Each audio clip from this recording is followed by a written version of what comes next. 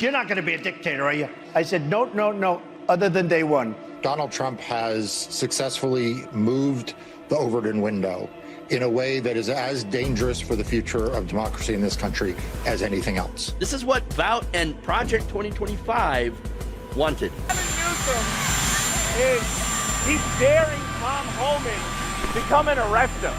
Should he do it? I would do it if I were Tom. I think it's great.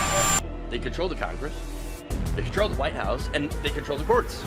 And so, of course, they're massively overreaching. And yes, they are getting away with it right now.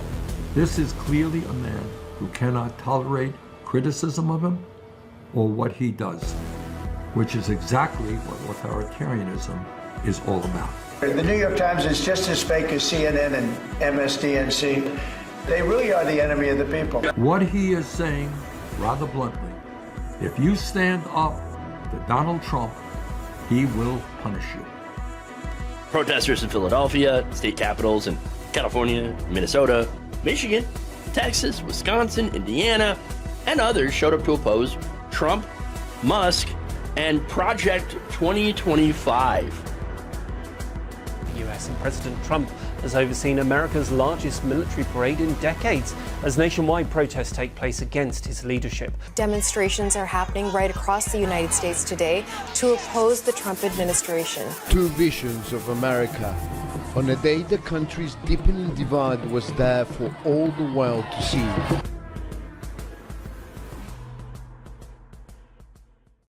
What's up, everybody? Welcome to the show. It's Friday.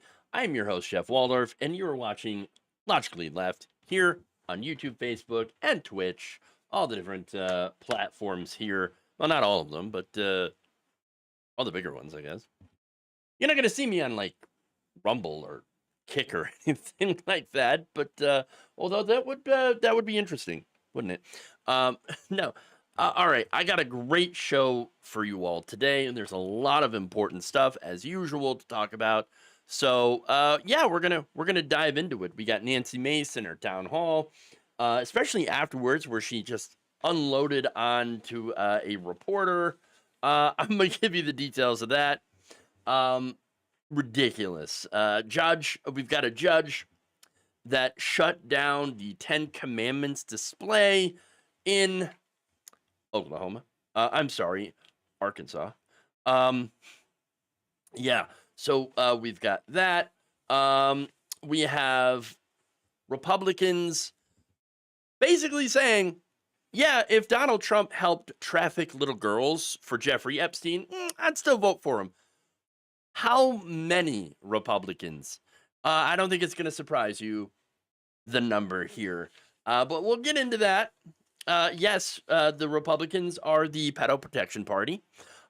We have Trump, the regime, doing yet another massive disservice to transgender veterans, of course, and then Marjorie Taylor Greene continues her feud with Fox News. And actually even goes after the Fox News viewership. Whoa, what is going on here? So, look, all these stories are fantastic. You're not going to want to miss them, okay? So please, if you haven't already, like and share the stream. Super, super important to do so. Also, consider helping us out by becoming a patron, patreon.com/Jeff Waldorf. You can also support the channel by hitting the join button below if you're on YouTube, becoming a subscriber if you're on Facebook, and a supporter on Twitch. In fact, I do want to thank Ghost in the Machine for joining as a YouTube channel member. And also, I want to thank Coffee Crow for the very Pendulous Dragon for the very kind $5 super chat. Really appreciate that, Pendulous Dragon. Thank you. Coffee on me. Thanks for your hard work. I don't know why I thought of Coffee Crow. I mean, regular viewer. I just saw Coffee and immediately. But no, it wasn't Coffee Crow this time. Although they have also been a generous person who has donated via Super Chat before. But Pendulous Dragon, thank you so much for that very kind $5. Really, really appreciate that. So thank you. All right. With that said, let's dive into the stories. We're going to start out with a little bit of fun at Nancy Mace's expense. Oh, boy. Yeah. On Thursday, let me start that again. Sorry. On Wednesday, it was Nancy Mace's turn to face a brutal town hall. Now, it wasn't as brutal as some of the others that I've shown, mainly because she kept everybody that might disagree with her out, except for apparently a reporter. So now she was at the Veterans Cafe and Grill in Myrtle Beach, pushing her campaign for governor and trying to angle for an endorsement from President Donald Trump. Now, during that town hall, of course, she had called herself one of the most serious members of Congress, and then went into the very serious issues of banning chemtrails and getting fluoride out of South Carolina's drinking water. Yes, of course, since it's serious issues for serious people, right? But no, what really popped off was what happened after the event. A reporter had asked Mace about taking credit for an infrastructure project. Now, this is again a very real issue, right? Infrastructure is a real important issue for people in her district. And so what happened is that she took credit for one of these infrastructure projects funded by the Inflation Reduction Act, which was passed during the Biden administration. She voted against the Inflation Reduction Act.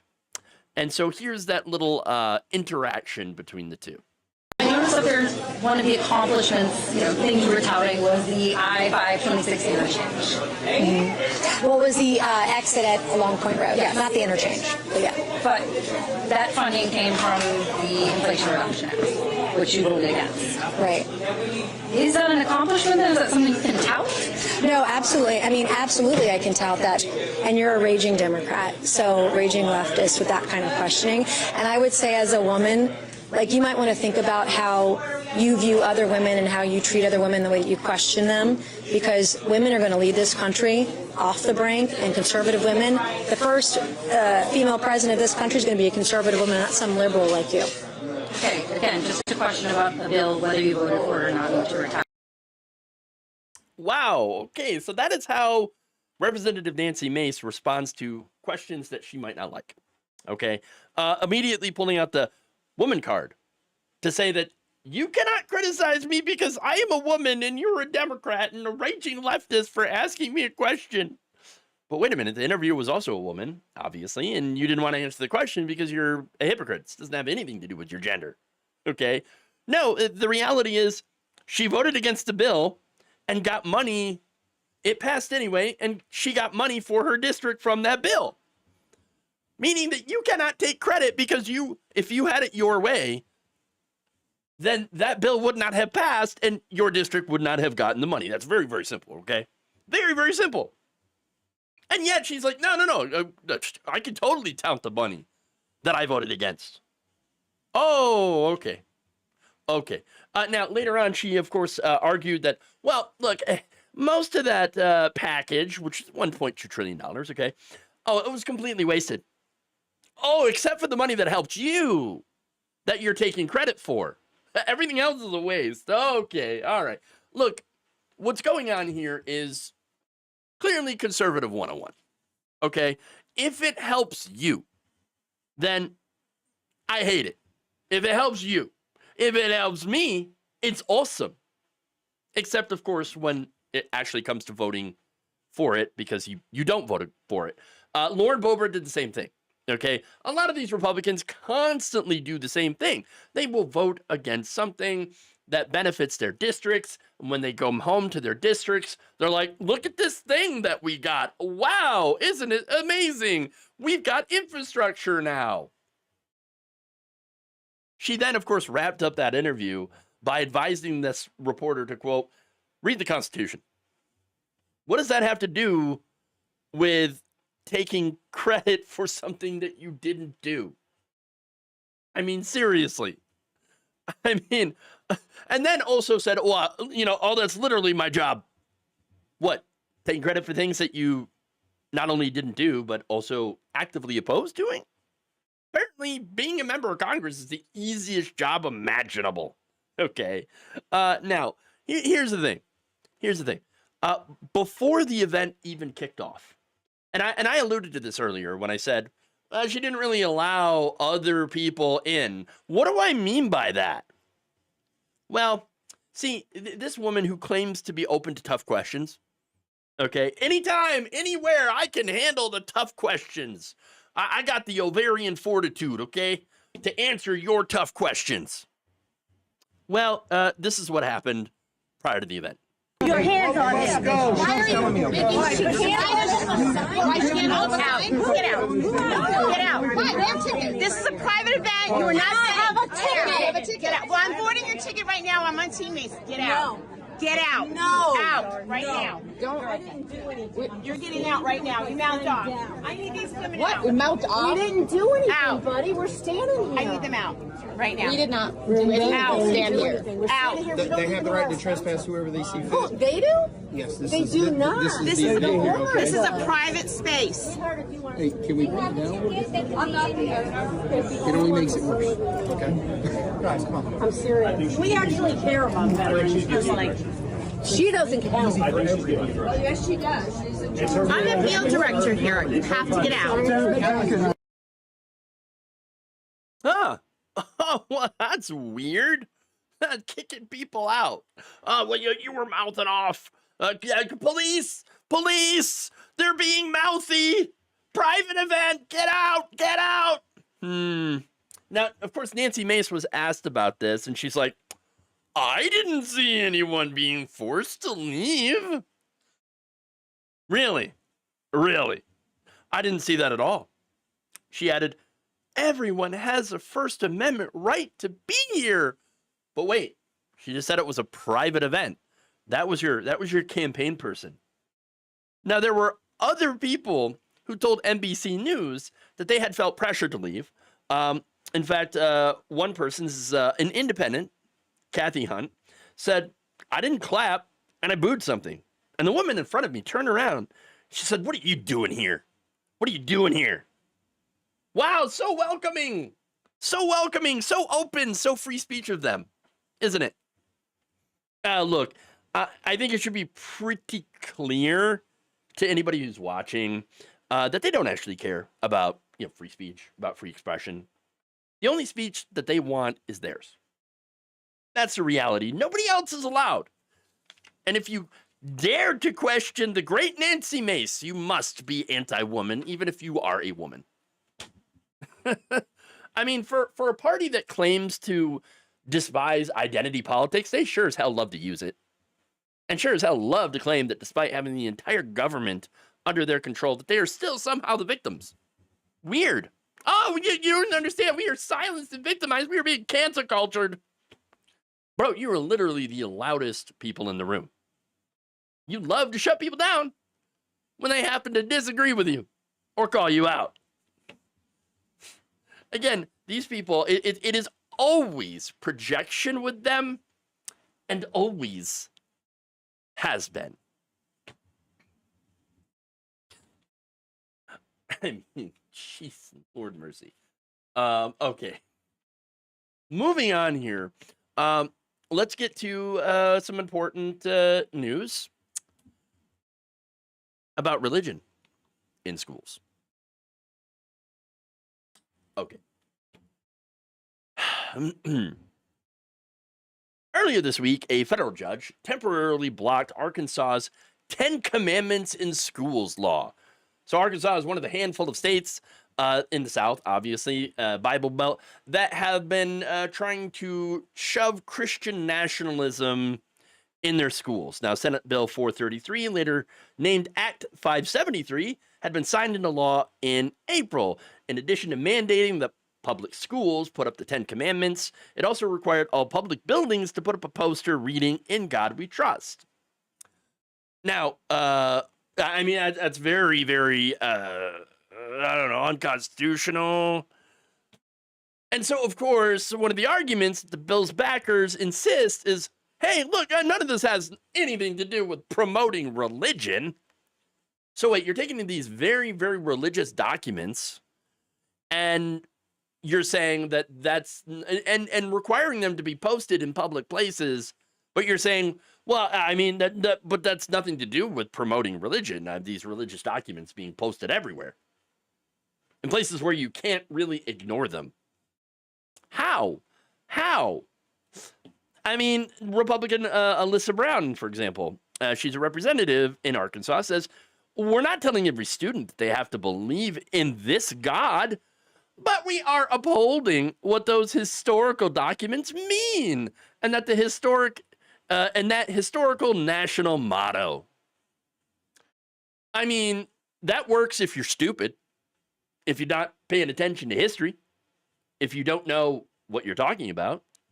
Look, the Founding Fathers, it should be pretty obvious. If you have ever read the Constitution, you would know that they didn't exactly stick the 10 Commandments in there.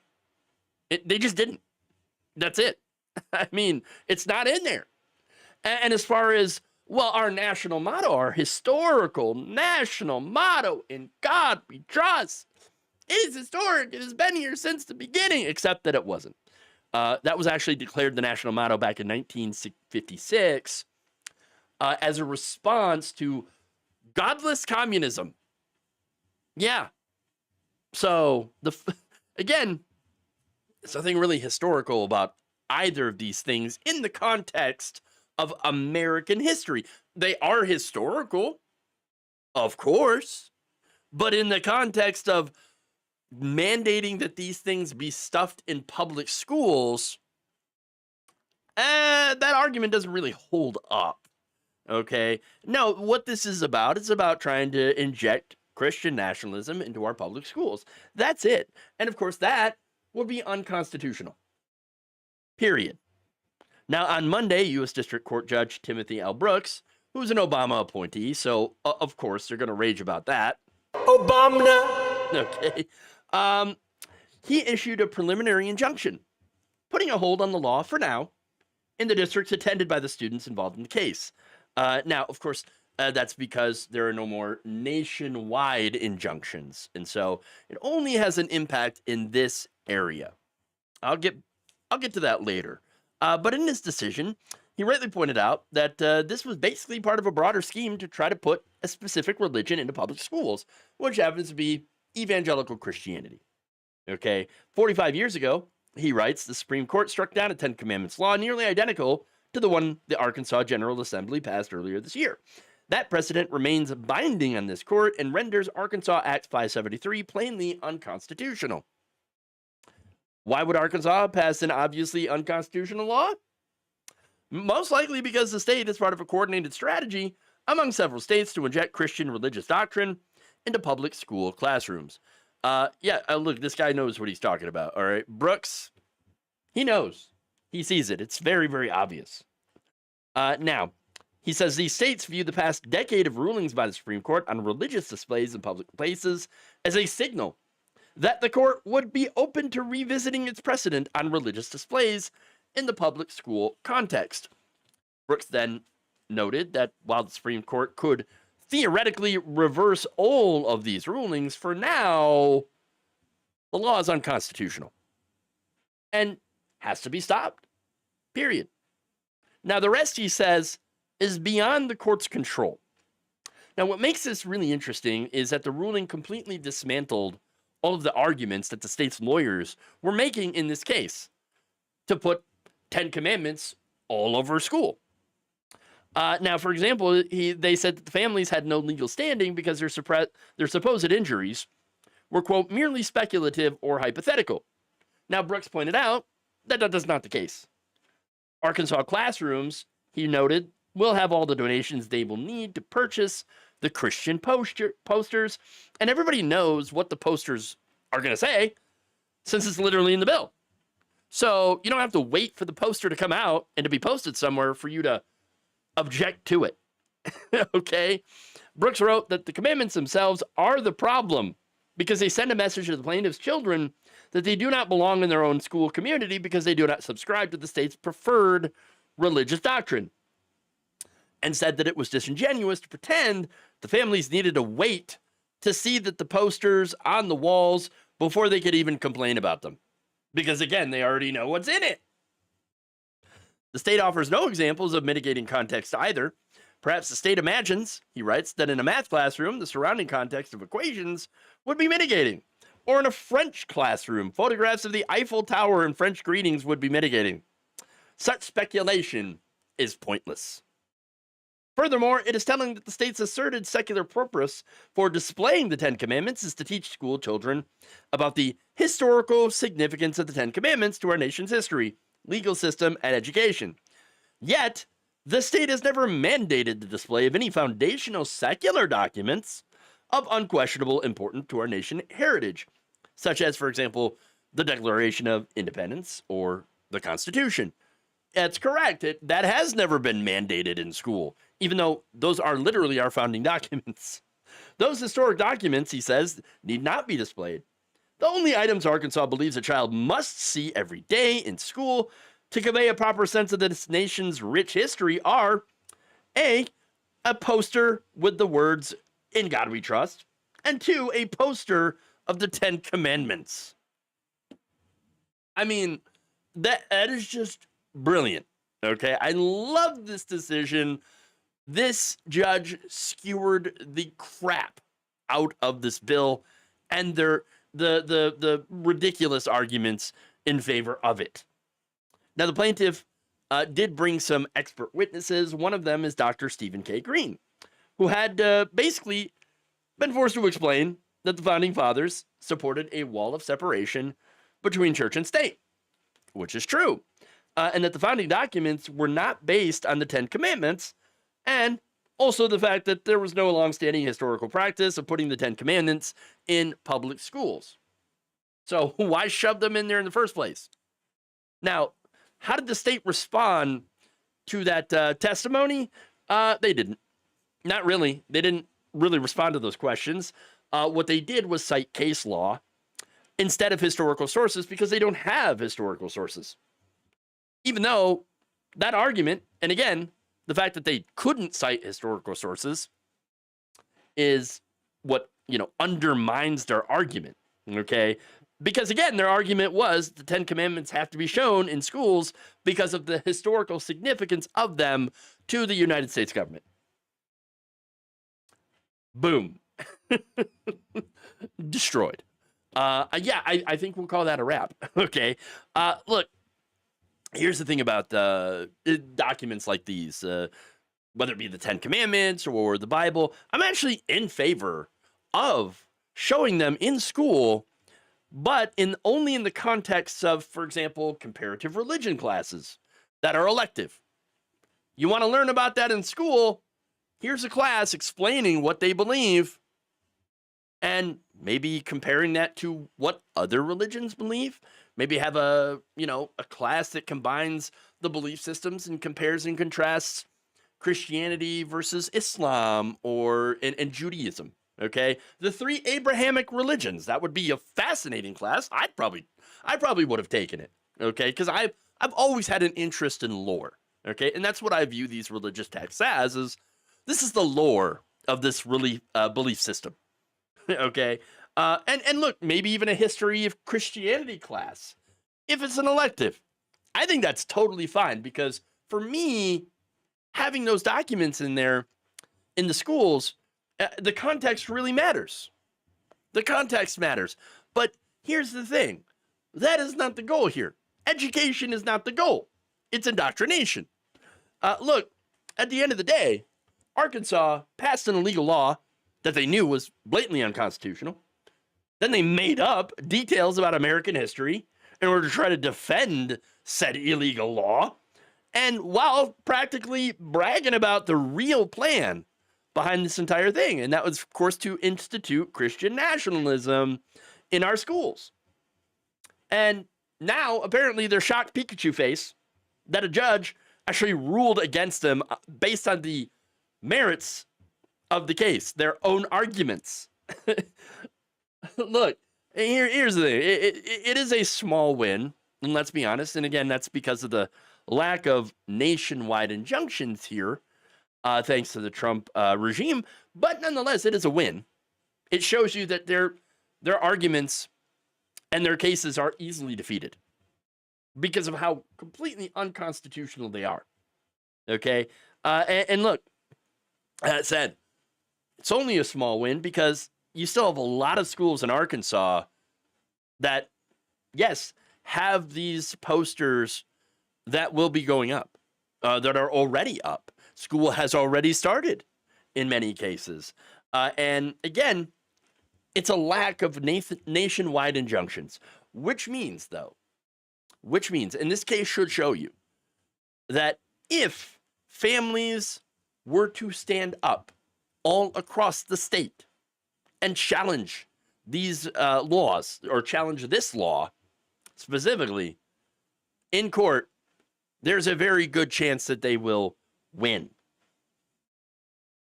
So, and get these very unconstitutional laws blocked.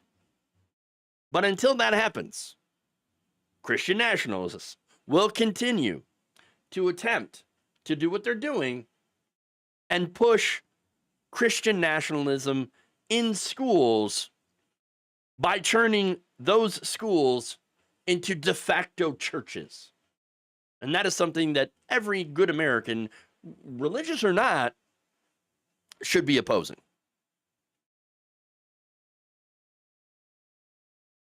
Okay.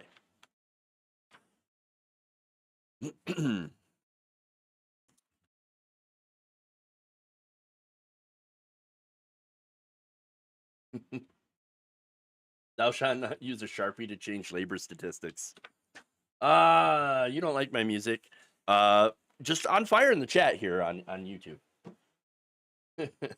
All right. This next story. You're not going to be shocked here. Oops. We have Republicans. We've got a poll showing that Republicans, a lot of them, wouldn't really care if Trump was implicated in the Epstein files. Yeah. And there we go.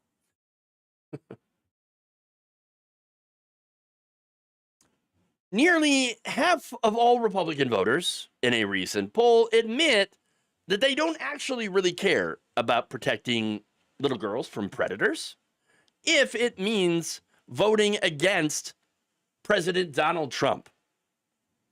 That's right. According to a survey conducted in late July, which used a representative sample of around 1,000 American voters, Republican voters, around 47% of them said that, if he was implicated in the Epstein files, if Trump were helping Jeffrey Epstein and Ghislaine Maxwell traffic little girls so they can be raped, I don't care. I would still vote for him. Wow. And there it is. 47%, about half of all Republican voters, would vote for Donald Trump if he were literally helping little girls get victimized by a pedophile. I mean, that's it. I mean, so much protecting women and girls. So much for that.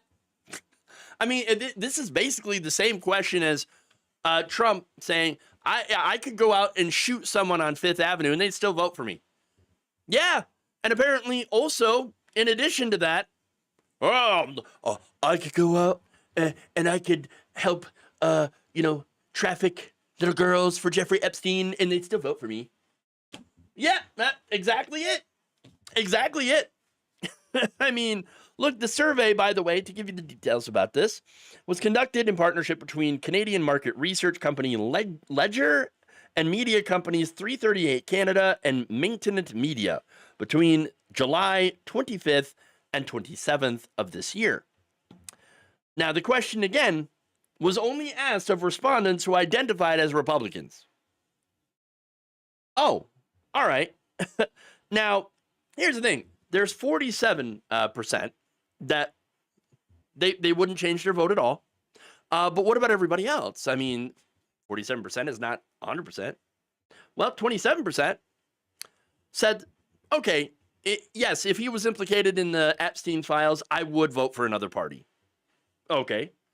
But 26%, they were either unsure or they preferred not to answer.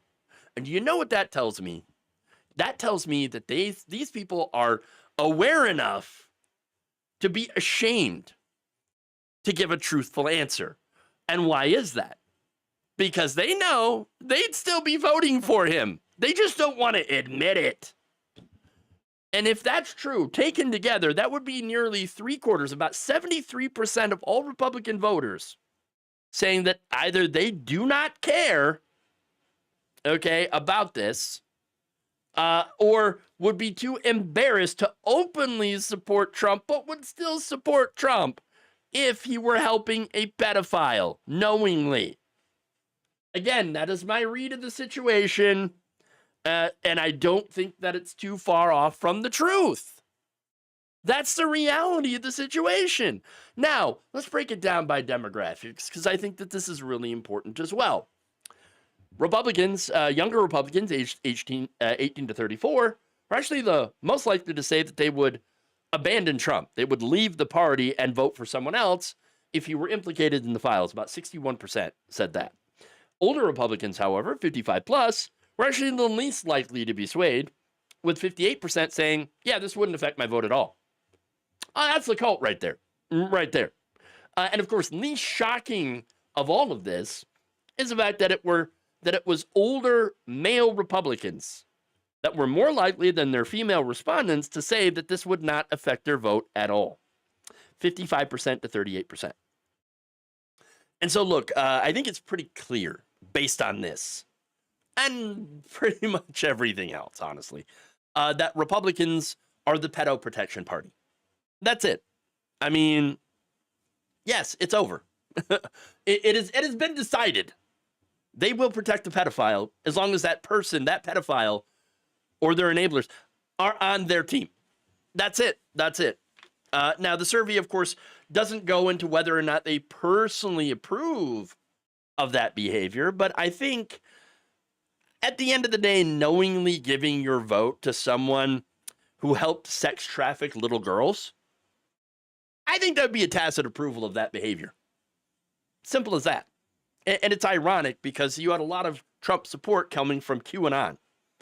Remember, QAnon is that conspiracy theory that purports to want to protect children from predators, from pedophiles. Okay? In fact, they're like, oh, the storm, it's a-coming. Storm's a-coming. Trump, he's going to expose and arrest all the pedos. That's right. We're going to go. He's going to do it anytime now. Anytime now. Okay? It hasn't happened yet. Just believe. Believe. Trust in the plan, everybody. Trust in the plan. But it turns out, no, there was no plan. There was no plan. No, the only plan there was to protect himself and other pedophiles. That's it. That's it. Look, and I say that because there is a very good chance that he will be giving Ghislaine Maxwell a pardon. That's right. Ghislaine Maxwell was one of the ones who helped facilitate the sex trafficking of children. That's right. That's right. And what's he going to get in return? Well, she's going to come out and she's going to say, oh, Donald Trump had nothing to do with any of this. In fact, she's already said that. Oh, Trump had nothing to do with anything.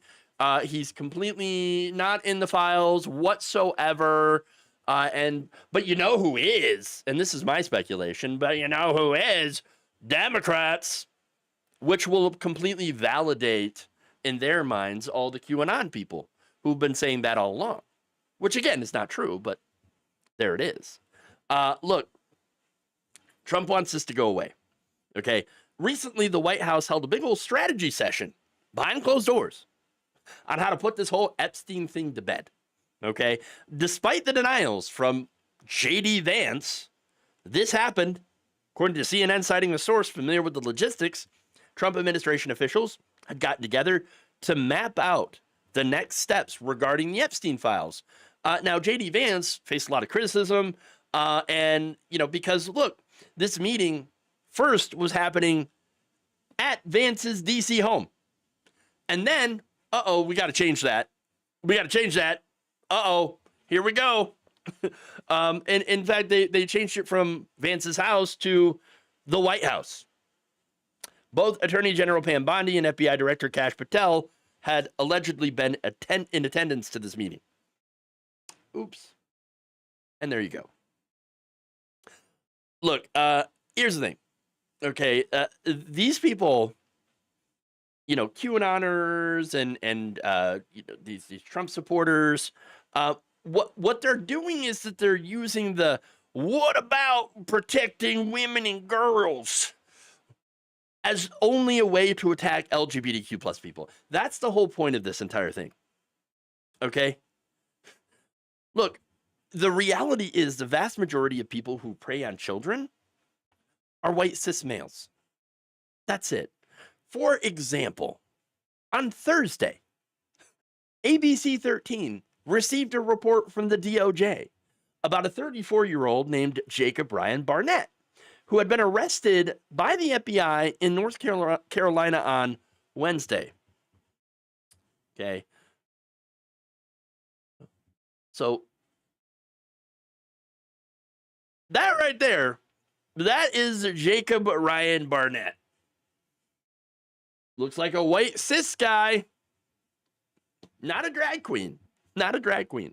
Now, this guy, according to the DOJ, had contacted a 15-year-old girl on TikTok while pretending to be a teen boy himself. He eventually groomed this girl and convinced her to send him an explicit video of herself. And that's not the only time that he has done this. Okay? Look, in addition to that victim, there were other times where he had used social media to try to solicit sexually explicit material from other children while posing as a teenager. And there you go. Now, to add on to that, Barnett is also a pastor at the Catawba Valley Baptist Church and has a history of working with kids as in his role as a minister. Of course. Every single time. Every single freaking time. All of this should tell you, okay, in very, very clear terms, that the call is coming from inside the House when it comes to the Republican Party and pedophiles. Look, the Republican Party protects pedophiles while trying to convince everyone else that no, it's them, it's our political enemies. Those are the ones that are victimizing kids. Those are the ones that are helping cover up abuse.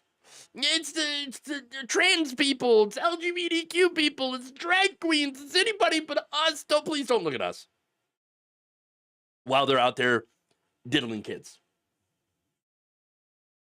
That's what's going on. This is nothing more than your classic accuse other people of what you're doing tactic. And it's clearly on full display.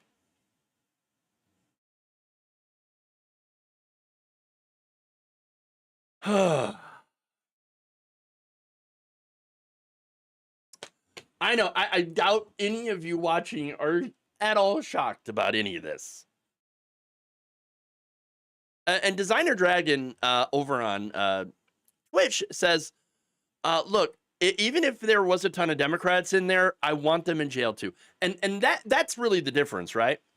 You ask Democratic voters if, oh, hey, if there was a Democrat on there, if there's Bill Clinton, right, that was actively helping Jeffrey Epstein traffic kids or, was actually like doing things, like having sex with underage girls, would you still vote for him? Would you still support him?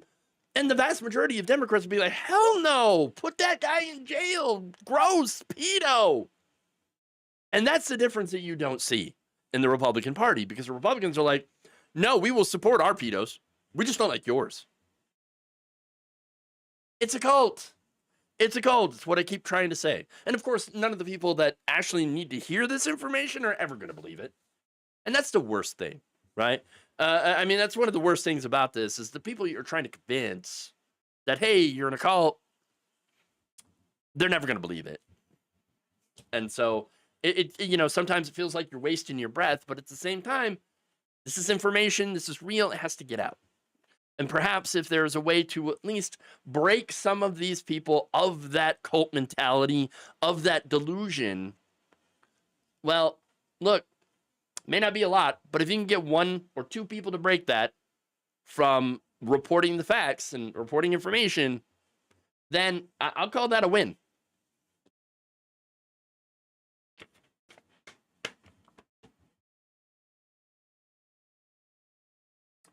I disagree. The prefer not to answer equals also those who are afraid of collecting data through these surveys and don't want to end up on a list as we get further towards World War II Germany.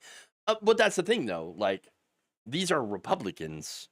So, I mean, that would make sense more if it were not Republicans, because, yeah, non-Republicans don't want to be on that list, and non-MAGA people. But for me, I don't know. I just... I don't agree with you on that. I absolutely do think that they're just too embarrassed to admit that, yeah, I would absolutely support a pedophile.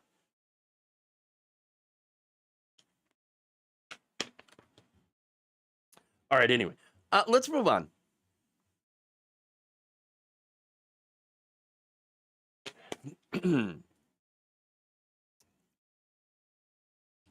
The Trump regime is doing yet another disservice to transgender veterans, transgender service members. On Thursday, the U.S. Air Force announced that it would be denying all transgender service members who have served between 15 and 18 years the option to retire early and would instead separate them without their retirement benefits. Now, look, previously, they were going to be given their retirement benefits if they quit now. But instead, they're just saying, no retirement benefits if you quit now. We're just going to get rid of you, 100%. And meaning that, of course, transgender service members will now be faced with the choice of either taking a small lump sum separation payment offered to junior troops or just be removed without anything. Jesus. I mean, that is a slap in the face to anyone who has served our country. Now, an Air Force spokesperson told the Associated Press that, quote, although service members with 15 to 18 years of honorable service were permitted to apply for an exception to the policy, none of the exceptions to policy were approved. Oh, yeah, you can apply, but none of them are going to be approved. None of them whatsoever. Oh, okay. So, basically, the U.S. government has broken their contract with all of these service members and have done so based on gender identity, which should be illegal. Oh, expect a lot of lawsuits. Now, a memo issued on Monday announcing the new policy, which was reviewed by the Associated Press, said that the choice to deny retirement benefits was made after, quote-unquote, careful consideration of the individual applications. Careful consideration? Really? Look, not only have they purged all the transgender troops who have served for years, but now they're denying them the pension and the benefits they've earned through that service. I mean, how is this at all fair? How is this at all legal? Again, it's neither. It's neither. What this is just cruelty for cruelty's sake. That's what it is. In late July, transgender officers speaking to military.com said that they were finding the entire separation process, which includes reverting their service records back to their birth gender, quote, both dehumanizing and open cruelty. Logan Ireland, for example, a master sergeant in the U.S. Air Force, who has 15 years of service, which he would then be able to take advantage of this. And by the way, that 15 years of service includes a deployment to Afghanistan, said, quote, I feel betrayed and devastated by the news. Ireland said that he was told that his retirement was being denied on Wednesday when his chain of command, with tears in their eyes, told him the news. Quote, I knew that this was not something that they wanted. They have been so supportive and have been champions for my service and all of our service within the trans community. But at the end of the day, an order is still an order, and they were following it, despite maybe having some emotional ties to it. Being allowed to still retire was a way for me to find closure and was a way for me to look at the Air Force and say, you know what, despite this policy ending the ability for transgender people to serve, they're still trying to do right by some of the service members by allowing us to retire early. But now I feel like I was just betrayed by the same service that once celebrated who I am. Yeah. Look, it's absolutely heartbreaking. Okay. Look, as a result of this, these people lose all their benefits. They lose health care, health insurance through TRICARE, disability compensation for any injuries, right, that were a result of their military service. They lose future education and training to help them transition into civilian life. They lose more favorable home loans, which again, homes are already super expensive. They lose insurance. They lose burial rights. Okay. For them to be able to have their funerals taken care of by the government from their service and more, so much more. They're treating these people as if they never existed, as if they've never served. And that's ultimately the point. This is just part of this government's systematic erasure of transgender folks from everyday life. And that's what's going on. This is, by the way, one of the stated goals of the right wing is to eliminate transgenderism, which just means eliminate transgender people. Look, in fact, when Pentagon officials previously told reporters that they plan to lean on commanders in existing annual medical screenings to try to attempt to find any trans service members who do not voluntarily come forward. So they are searching now for any transgender people they might have missed to purge them from the military. This is a purge, plain and simple. This is worse than don't ask, don't tell.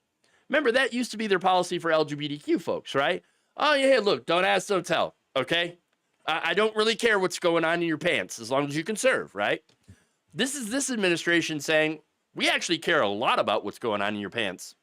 And we're going to, if you have the wrong genitals, then we're going to kick you out. We're being potty police. I mean, and it's again, incredibly dehumanizing and just absolutely disgusting. Okay? So obviously I would expect, because of the clear illegality of this entire thing, that there's going to be a ton of lawsuits. Shannon Leary, for example, a lawyer who represents LGBTQ people in employment discrimination cases, expects them to come rolling in. Quote, "It seems quite arbitrary on its face and cruel. These military members have dedicated their lives to serving our country." Yeah. Yeah. Exactly. Look, as I've said before, the cruelty is the point. That's it. They cannot stand the fact that transgender people exist and have existed under various different descriptions for nearly the entire history of humanity, all over the world. You cannot erase them. You cannot erase them because they always have existed and always will continue to exist, no matter how much these bigots will continue to try. And they, trust me, will continue to try. But they'll fail, as they always do. They failed in Nazi Germany, and they'll fail here.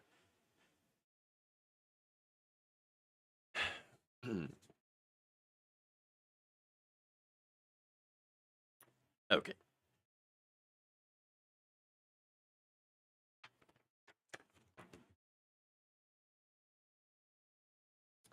To move on, one more story here. It's Marjorie Taylor Greene versus Fox News. What is going on here? Oh, this is weird stuff. any veteran earned their retirement, and now they're stealing their retirement and cutting all VA services. Absolutely. Absolutely. I do not care what party a predator is part of. All predators must face consequences. And that's the reasonable position. That should be the standard position. But again, we have one party that is a cult and will defend their people no matter what. Okay.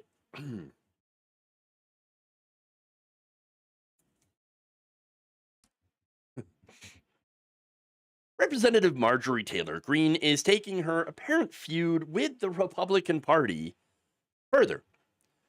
By this time, taking some jabs at the Republicans' official, well, unofficial, official state media, Fox News. We've watched for decades propaganda news. I'll call out Fox News and the New York Post. They're known to be the neocon network news. We have propaganda news on our side, just like the left does. And the American people have been brainwashed into believing that America has to engage in these foreign wars in order for us to survive. And it's absolutely not true. Whoa. Okay, I hate to say it, but let her cook. Let her cook. And look, okay, so there's a little bit of a correction, though, that I have. And I'm going to say that it's not entirely accurate that the left has their propaganda news. Not quite, okay? And what do I mean by that? The establishment has propaganda. So, for example, in the case of war, yes, you do have cable news outlets that, are establishment corporate news, okay? CNN, MSNBC, that will always support the government narrative. If it's, the Democrats, for example, one of the Obama's wars or something like that, drone strikes, things like that. And look, a couple of examples here, Iraq and Afghanistan. All right. Many of the other foreign conflicts that really were designed to enrich our corporations, oil companies, for example, the defense contractors, all of that. Yes, you will have these media outlets that come out and defend war. And so she's getting close. She's getting close. And again, I would argue that those are establishment sources because the left, the real left, is staunchly anti-war. Okay? And that's it. And again, the left does not really have a presence when it comes to mainstream media. In fact, that's why we have alternative media like YouTube, like my stuff here, and other, other great lefty creators, Secular Talk and Humanist Report and all of them who are, again, anti-war. So she is starting to get kind of close, which is, I think, is surprising to me, as I'm sure it is to you. Okay. Now, I want to get to the next video here, because it refers to her fight with Mark Levin, who is a Fox News guy, really high voice, loves to scream all the time. Okay, that's Mark Levin. Now, she responded to him, calling her a lunatic, which is not exactly wrong. I mean, this is a real let 'em fight moment, okay? Nonetheless, Levin is wrong, and Marjorie Greene is a little bit more correct. I mean, she does, after all, manage to point out some very real issues with the country during an interview with Eric Bolling. $37 trillion in debt. Inflation is so high. Groceries are expensive. Bills are expensive. People can't afford rent. Credit card debt is at an all-time high. And young people today cannot ever even dream of buying a house. That's the America that Mark Levin has fought for. That's the America that Mark Levin loves. And Mark Levin, let's be really honest, is Israel first. He's not America first. So if it were up to Mark Levin, America would fight every single war that the secular government of nuclear-armed Israel wanted to drag America into, because that's what's been happening for a long time. And if anyone's paying attention, And I would say Fox News better start paying attention. But their problem is most of the people that watch Fox News are very much up in age, the baby boomer generation, who I love. Those are my parents, but that's their biggest audience. That's not the future of America. And I know that's hard and tough talk, but the future of America is my children's generation, Eric. And they don't have a future right now because we have Mark Levin, the neocons, and the establishment in Washington, D.C., pushing as hard as possible to shove us into more foreign wars. And they would love to see it explode all over the world. And when I say America first, Eric, I absolutely mean it. And I could care less what Mark Levin or anybody else has to say, because guess what? Mark Levin doesn't live in my district and didn't vote for me. Here we go. Oh, I'm agreeing to some things that Marjorie freaking Taylor Greene. I'm agreeing with her on things. Oh God, it hurts. Oh, I don't like this. It's a terrible feeling. Look, seriously though. Okay, let's talk about the Fox News audience, right? Yeah, no doubt their audience is older. In fact, nearly half of all older Americans, 47% of those 65 and older, and 45% age 50 to 54, say that they regularly get their news from Fox News, according to Pew Research. Okay, now compare that to 32% of people aged 30 to 49, and just 28% of those under 30. Okay. So, I mean, yes, Fox News' audience definitely skews older. Now, to be fair, so does CNN and MSNBC's audience. In fact, cable news in general skews older. Their audiences do. And look, to be fair, also, my audience skews older. Okay? Look, there's a lot of older people watching progressive news on YouTube. And that's totally cool. So I think it's not so much age as far as political leanings. Fox News, they get older conservative. Cable news and progressive YouTubers tend to get older liberals and progressives. Okay, so that's fair. Now, TikTok and social media, they get a lot of younger people from both sides of the aisle. Okay, and here's the thing: the real disconnect in the Republican Party is between younger conservatives and older conservatives. There's a big difference here, and on Israel is one of those big issues, right? Younger conservative voters do not support Israel the same way that older Republican voters do. Okay, and so Marjorie Taylor Greene, I believe she's tapping into that. Recently, she just called out correctly the genocide that's happening in Gaza and says, I don't want to support that. I don't want our tax money supporting that. I agree. Wow. And so that's one of the things. Not only that, but you have younger Republicans that are also saying, you should release the Epstein files. Now Marjorie Taylor Greene is saying, we should release the Epstein files. So what I'm thinking is that she sees the future and is starting to take up these positions because she knows the writing's on the wall.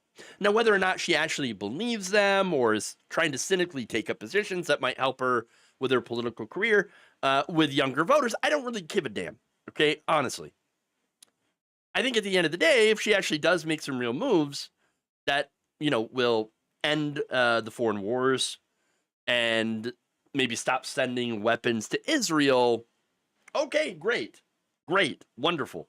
And I think those are pretty easy positions to take, okay? That said, of course, there's a lot that we disagree on. In fact, trans rights.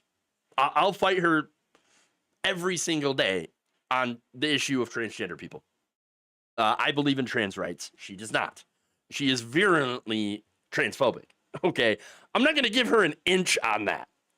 So basically, at the end of the day, look, if you want to do good things, for example, oppose AIPAC, she recently came out against AIPAC and criticized them. Now, I think that's important because AIPAC consistently spends money in Democratic primaries. And they do so in order to try to crush progressives and to put up people like Richie Torres, okay? Richie Torres constantly defends Israel over the wishes of his own constituents. So if Marjorie Taylor Greene is criticizing AIPAC for doing that, great. Awesome. I'll take it. On the issues, yes, I can agree with people that I generally don't agree with on almost anything. But if she wants to come over on our side and oppose AIPAC, okay, go ahead. I'll take it, but I will fight you on everything else. I think that's how it's supposed to go. So again, I don't know if she's actually honestly showing her positions on these issues. But again, I don't care if you cross over and you support me and you vote for me, or vote with me and help me to stop bad things. I'll take it.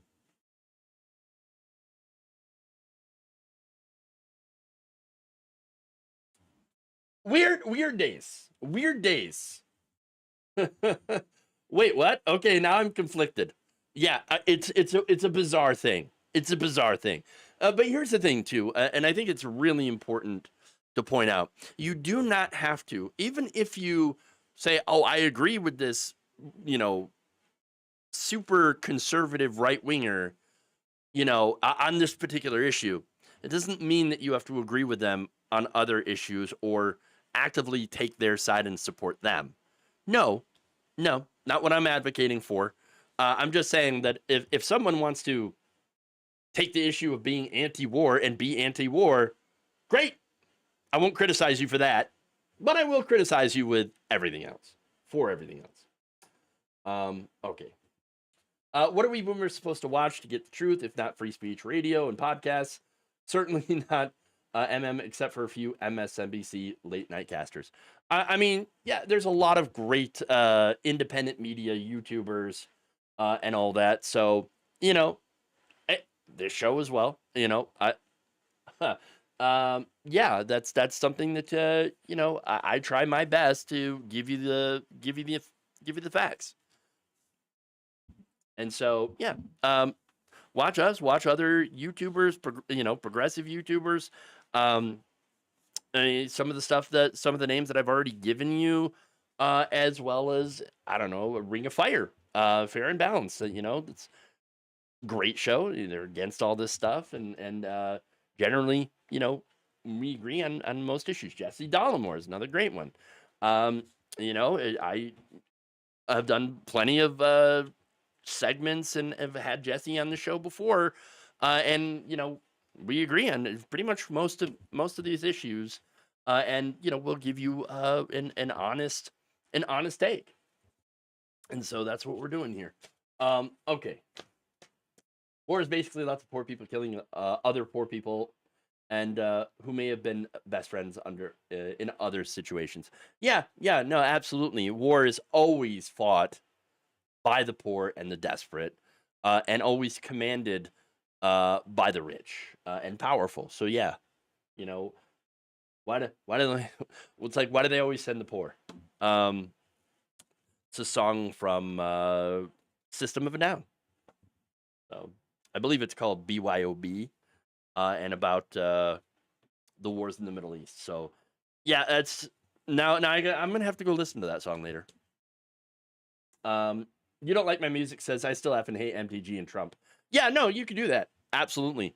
It's just always I'm not gonna say no if they cross over and support an issue that I do care about, which is, again, ending wars, and especially trying to end the genocide in Gaza.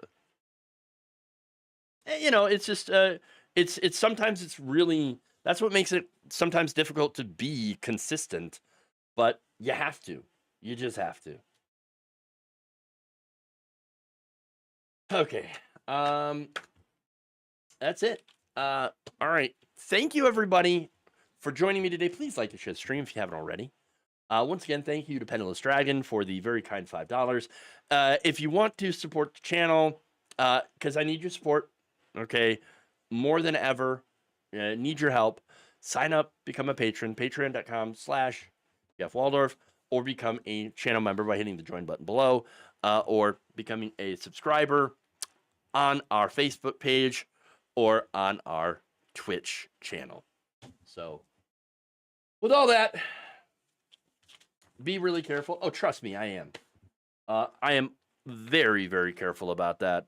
Not to try to elevate the worst kinds of people, because I will absolutely, yes, I'll agree with her on this issue, and I will fight her 100% on, for example, trans rights, because I 100% will never, ever, ever turn my back on my trans brothers, sisters, and non-binary folks. Okay. And it's not about letting her rebrand. It is about taking a particular policy issue and saying, if you're on my side, great, I'll still fight you on the other issues. So I'm just being very clear. You don't like my music, because I get exactly where you're coming from, and I get your concern. I'm not in the, I'm not in the business of trying to rehabilitate terrible people because we agree on one thing or maybe two things, I'm not interested in doing that. If you do actually want to come over to, be progressive, then you're going to have to change a lot of your beliefs and actually do something to prove that. I know that's why it's so much easier, by the way, to go over to the right than it is for people to come to the left, because we actually do have standards. And we do want you to prove it. Like, prove that you actually believe these things and believe in restorative justice. And if you do, fantastic. But if you don't, and you're just trying to grift because you see the winds that are changing, then no, I'm not at all interested. Okay? And so, yes, that's the thing. She's still crazy, but one policy position can be agreed upon. Exactly. Cat's Meow says, reveals that MTG knows better. She just aligns with what's best, aligns with her agenda at the moment. And yes, I did say that was absolutely could be part of what she's doing here, aligning with younger voters on these particular issues, because that's good for her political career. Again, if she does something substantial to try to end that war and votes against, funding Israel, then yeah, that's great. I'll take it. And there you go. Hey, remember, AOC worked with Gates on something. He is terrible, but they did agree on one thing. Yeah, that's another good point. I think I talked about that in a segment months and months ago, probably last year or something. And so that does happen. There can be those crossovers where, yes, you come to us and you help us with a policy or whatever. Great. I'll take it. I'll take the help. Okay. Anyway, it's the weekend. I'm going to take some time to mentally relax and recover from the week. Hopefully you do the same thing, and we'll all come back on Monday refreshed for the next batch of horrors that will inevitably occur over the weekend and throughout the next week, as we've seen. But everybody, please take care of yourselves, take care of your communities, and take care of your mental health, all that wonderful stuff. And that's it. Remember, change begins with you. Good night, everybody, and we'll see you back here on Monday.